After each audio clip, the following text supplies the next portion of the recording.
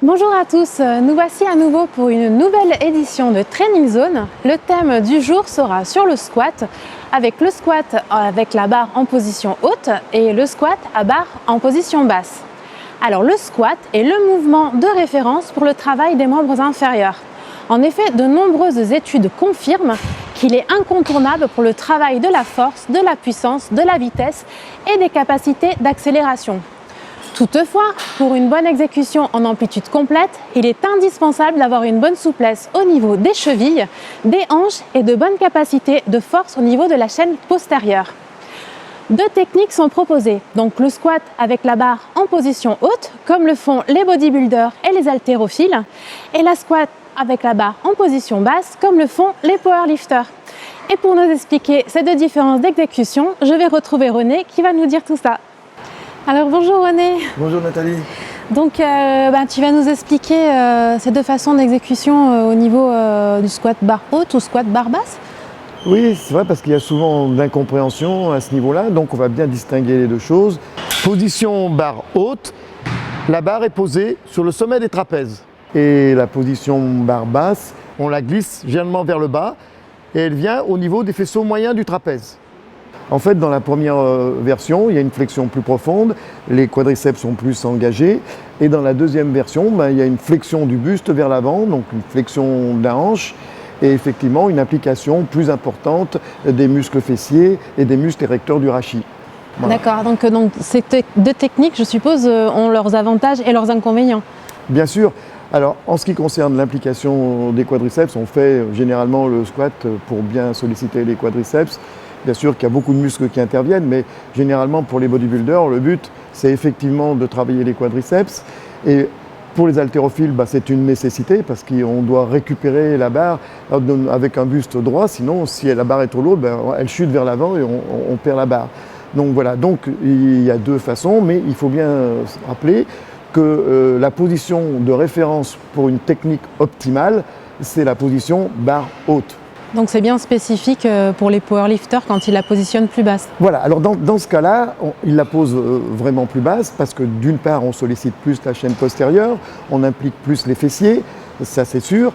Alors évidemment, il y a des contraintes un petit peu plus importantes puisque à cause du buste penché en avant, il y a plus de cisaillement au niveau de la colonne vertébrale. Donc c'est un mouvement qui est un petit peu plus dangereux, sauf comme s'il est fait intentionnellement, c'est-à-dire si l'objectif c'est de renforcer la chaîne postérieure et deuxièmement si on veut pratiquer le powerlifting. Donc dans ce cas-là, la version numéro 2, c'est-à-dire barre basse, c'est le bon choix. D'accord. Et c'est pas forcément synonyme de blessure si c'est fait, comme je viens de le préciser, intentionnellement. Voilà. Et si on sait pourquoi on le fait. Pour que le mouvement soit correctement exécuté, il faut qu'il y ait un alignement vraiment correct de la colonne vertébrale. Pour cette raison, on va vous montrer qu'est-ce qu'un alignement correct. Vas-y, Andrea, tu fais flexion. Voilà, là. Cette ligne et cette ligne, celle du dos et celle des tibias, doivent être deux lignes parallèles. Là, on a la position correcte du squat barre haute. Alors, ce que je voudrais souligner, excuse-moi, mais on s'aperçoit que là, il peut y avoir une petite incompréhension en ce fait que les gens avec la barre haute se penchent trop en avant. Quelles en sont les causes justement quelles peuvent être les causes justement de cette flexion du buste excessive? Alors si on parle de cette flexion excessive, cette fois-ci, on est dans un mouvement de compensation et on utilise une technique qui est incorrecte. D'accord. Et à risque, évidemment. Mauvaise position incorrecte, le buste est trop penché en avant. Et là, comme vous pouvez le constater, ces deux lignes droites vont se rejoindre. Donc il n'y a plus de parallèle. Alors les principales causes, puisque tu viens de me le demander, c'est d'abord un manque de souplesse au niveau des chevilles. Ensuite, une faiblesse au niveau des muscles du rachis, des muscles érecteurs du rachis. Une faiblesse au niveau de l'effort concentrique des fessiers. Et une faiblesse au niveau des ischios. Alors bon, tout ensemble ou séparément, c'est à l'entraîneur de voir qu'est-ce qui se passe. Sinon, c'est au niveau de l'accomplissement de la technique, des fois, peut-être. Exactement. Alors après, troisième facteur, par contre, c'est celui d'une mauvaise compréhension de la technique et d'une mauvaise coordination ou agencement motrice. En fait, et l'un dépendant de l'autre. Si on a une mauvaise compréhension de la technique, l'agencement moteur, il sera moins bon. C'est pour ça que c'est pas le tout de regarder le mouvement. Je pense que l'utilisation de la technique correcte est vraiment important pour ce type de mouvement où on peut quand même soulever lourd et où on met la colonne un petit peu en péril. Donc je pense que les conseils d'un coach au départ sont importants pour s'initier à ce genre de mouvement. Le squat est quand même un mouvement malgré tout très technique quand même. Exactement, et puis un mouvement qui est par beaucoup de sportifs considéré comme incontournable. Et donc, quels seraient tes conseils Alors, avant mes conseils, je dis, il y a une quatrième raison. Non, il y a une quatrième raison, c'est le fait d'utiliser des charges trop lourdes. Oui. Évidemment, ces charges trop lourdes vont nous pousser à la faute. Et là, alors ça, c'est une faute qui est encore plus grave. Voilà. Effectivement. Donc, tes conseils pour éviter justement de pencher le buste de façon trop excessive.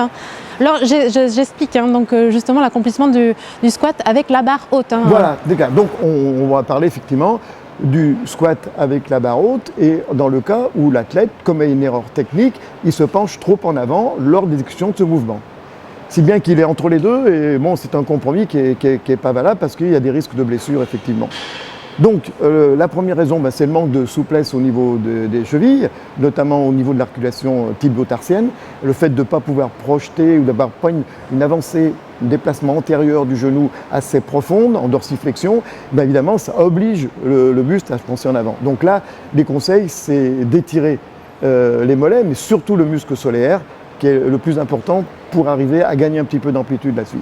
Ensuite, il y a le renforcement musculaire des muscles érecteurs du rachis, ça c'est sûr, des fessiers, les faire travailler, les améliorer dans l'effort concentrique, et puis évidemment toute la chaîne postérieure du dos, tous les muscles érecteurs du rachis, des lombaires, etc., etc.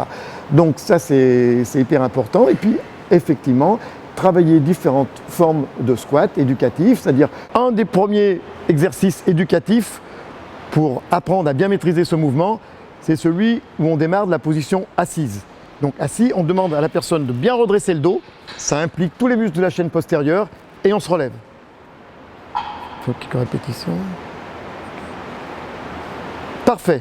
Et donc il y a aussi juste le squat avec le box, donc on va toucher puis on se relève. C'est exactement la même chose, mais au lieu de s'asseoir carrément, on va juste toucher et puis se relever. Voilà.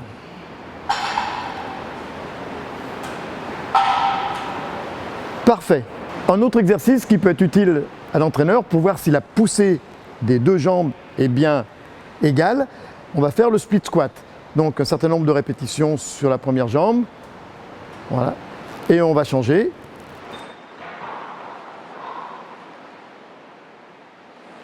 Parfait. On pourra constater ainsi que la poussée est bien égale des deux côtés et regarder s'il n'y a pas des défauts, par exemple comme quoi le genou rentre en avant d'un côté, pas de l'autre, etc. Des différences de position qui pourraient indiquer qu'une des deux jambes est plus faible que l'autre. Parce que s'il y a une jambe qui pousse plus fort que l'autre, au niveau du bassin, c'est un petit peu tordu, ça se répercute sur la colonne vertébrale et là, ça peut être vraiment dangereux pour la suite, surtout comme on l'a souligné, comme on le répète, mais il faut le répéter, on peut travailler avec des charges lourdes. Donc c'est un mouvement qui est très important, mais un mouvement mal fait et à risque, il devient beaucoup moins important. Et donc on risque des blessures et d'où l'intérêt de faire le squat avec une bonne technique, accompagné d'un coach qui va bien nous encadrer et donc bien suivre ses consignes. Exactement, mauvaise technique, moins de rentabilité pour la performance, risque de blessure, donc on est dans une mauvaise dynamique. Donc je pense que le squat est un excellent mouvement, mais il faut savoir le pratiquer correctement et puis parfois essayer de mettre son ego en accord avec ses performances. Eh bien, merci René pour toutes ces explications sur l'accomplissement du squat, donc en barre haute et en barre basse, qui seront bien utiles à beaucoup de personnes qui vont faire ce mouvement. Et je vous remercie à vous également pour nous avoir suivis pour cette nouvelle édition et je vous dis à bientôt.